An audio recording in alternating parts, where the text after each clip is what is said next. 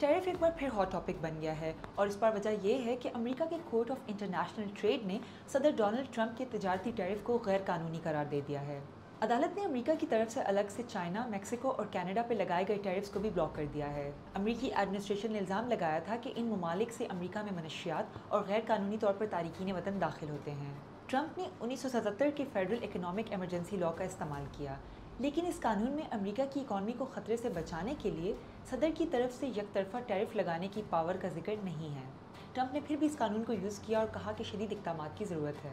Court के इस फैसले पर ट्रंप एडमिनिस्ट्रेशन ने चंद मिनट में अपील दायर की। टैरिफ क्या होते हैं? टैरिफ दूसरे मुल्कों से इंपोर्ट की गई चीज़ों पर लगाए जाने वाले टैक्स होते हैं।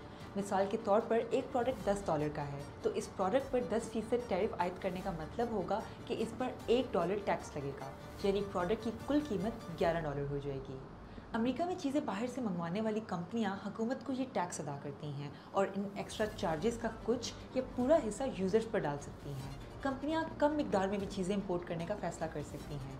ट्रंप का ख्याल है कि टैरिफ लगाने से अमेरिकी लोग ज़्यादा से ज़्यादा अमेरिकी प्रोडक्ट्स इस्तेमाल करेंगे, जिससे हुकूमत की आमदनी में इजाफा होगा और इन्वेस्टमेंट भी बड़े पैमाने पर बढ़ेगी। अब आगे क्या होगा? अदालत ने व्हाइट हाउस को 10 दिन की मोहलत दी है कि वो टैरिफ्स रोकने का ब्यूरोक्रेटिक अमल मुकम्मल करें। वैसे ज़्यादातर टैरिफ्स पहले ही सस्पेंड हो चुके हैं, लेकिन इस फैसले को अपील के प्रोसेस से गुजरना होगा, जो सुप्रीम कोर्ट तक भी जा सकती है। अगर तमाम अदालतें फैसला मंजूर कर लें तो टैरिफ देने वाली कंपनीज को अदाशुदा रकम सूद समेत वापस मिलेगी। कानूनी चैलेंज करने वाली कंपनियां, ये मुकदमा लिबर्टी जस्टिस सेंटर की मदद से 5 कंपनियों ने दायर किया।